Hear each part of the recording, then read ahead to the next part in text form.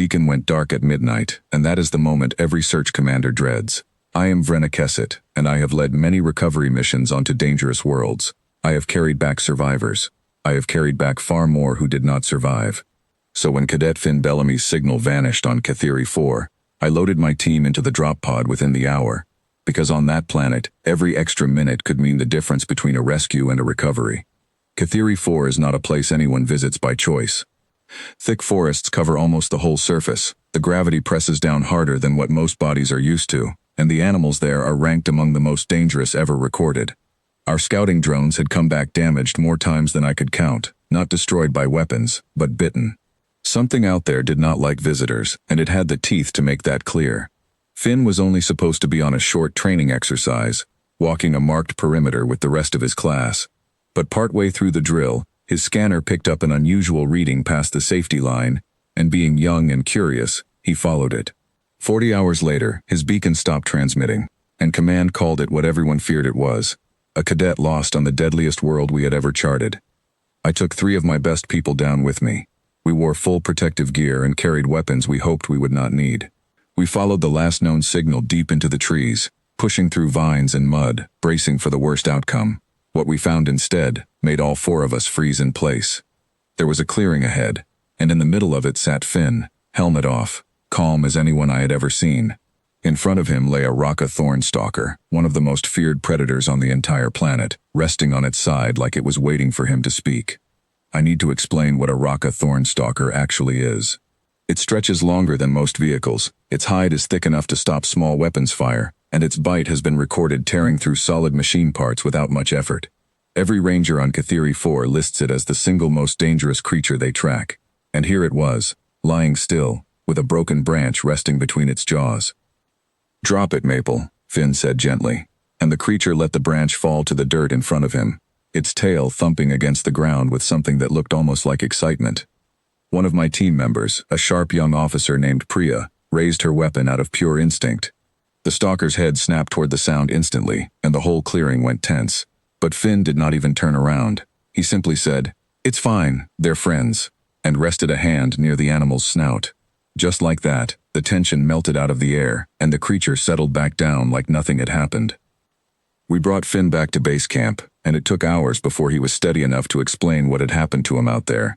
Even then, he kept describing the local wildlife the way someone might describe pets back home, which made no sense to any of us, considering these were animals that had ended the lives of trained survey teams before. Here is what we eventually pieced together, once our researchers studied his account carefully. Finn had not fought the stalker. He had not trapped it, tricked it, or overpowered it in any way our training manuals would recognize. Lost and without food on his second day, he found the entrance to the creature's resting area, and instead of running, he did something almost nobody trained for survival would think to do. He stayed nearby and watched. For hours at a time, he noticed the young stalkers wrestling with fallen branches when they believed nothing was watching them. He realized play was not something foreign to them. It was something built into their nature, much the same way many animals from his own homeworld played as they grew. So he tried something simple. He tossed a stick toward one of them. The first attempt nearly cost him his arm, since the creature reacted to it as prey rather than a toy, but he did not give up. Over the following days, he began leaving small amounts of food near the same spot at the same time each morning, staying consistent no matter what. Predictability, he later told me, mattered more than anything else. By the 5th day, the stalker he later named Maple approached the stick differently, more curious than aggressive, and eventually began carrying it back to him instead of tearing it apart. "They are not fighting me over territory," Finn explained, wrapped in warm blankets and still recovering his strength. "They are not fighting me over food either, because I am not really worth the risk to them. I think they are simply bored. Nobody has ever given them anything else to do. Everything on this planet either runs from them or tries to fight them, so nothing has ever just spent time with them." By the time we found him, 3 separate stalkers responded when he called. Sensor recordings from our landing pod even showed a 4th animal at the edge of the trees, an older and more cautious one that rangers had once flagged as extremely dangerous after an incident with a survey crew years earlier. That same animal sat quietly at a distance the entire time we worked to bring Finn home, almost as if it were waiting for a game that never came. When the local wildlife authority heard our report, they did not believe it at first. They had spent years trying and failing to safely study these predators, and their entire approach was built around treating them as an unmanageable threat. So they sent an experienced team of their own to check the location, expecting the story to be exaggerated. Instead, they found the same 3 stalkers still gathered near that clearing days later, and one of them, Maple, walked directly up to the team's lead ranger and offered her a stick. She had no idea what to do with that information, and honestly, neither did her supervisors. Every wall, fence, and safety protocol on that planet had been designed around the assumption that these predators could never be approached, let alone trusted near a person. Finn had not broken that assumption through strength or clever tools. He broke it simply by being patient enough and hungry enough to notice that even a creature built by nature to be dangerous might still want some company and something enjoyable to do. Later, once we were safely off-world and Finn looked far more like himself again, I asked him why he had not been more afraid out there, alone with something so powerful. He gave a small shrug. Every dog I ever had back home could have hurt me if it wanted to. You just avoid giving it a reason, and you offer it something better to focus on instead. Our review board is still debating exactly how to record this in the official files. The written report currently says something like, subject managed to avoid a dangerous predator encounter through unapproved behavioral methods. But what I personally told the panel, and what I still believe, is much simpler than that. Finn did not just survive Catheri 4. He became familiar with it, and on a planet that seemed built to challenge everyone who set foot there, that turned out to be something nobody had ever planned for, because nobody had ever imagined trying it.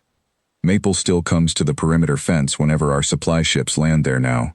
She waits by the gate with a stick held gently in her mouth, tail moving slowly back and forth. None of the newer cadets have been told exactly what to do when that happens. Finn just tells them to throw it back. There is something else worth mentioning, something I did not fully understand until months after the mission ended. Our researchers went back to study the stalkers more closely, this time using Finn's own notes as a guide instead of old defensive protocols. What they found changed how every future team on Catheri 4 would be trained.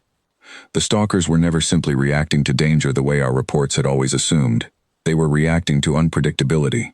Every previous team that had entered their territory carried weapons, moved cautiously, and reacted with fear the moment they were noticed.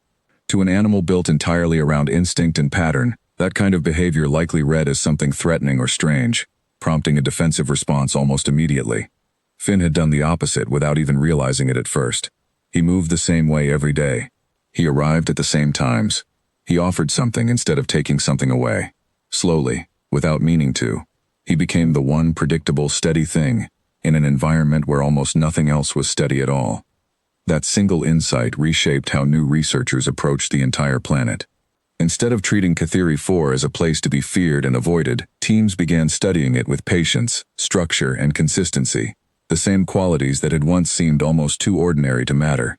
Slowly, cautiously, more of these apex predators began showing similar behavior with trained handlers who followed the same approach Finn had discovered by accident. As for Finn himself, he stayed with the research division after that, spending most of his following years back on Catheri 4, working directly with the same creatures that had once been considered impossible to approach.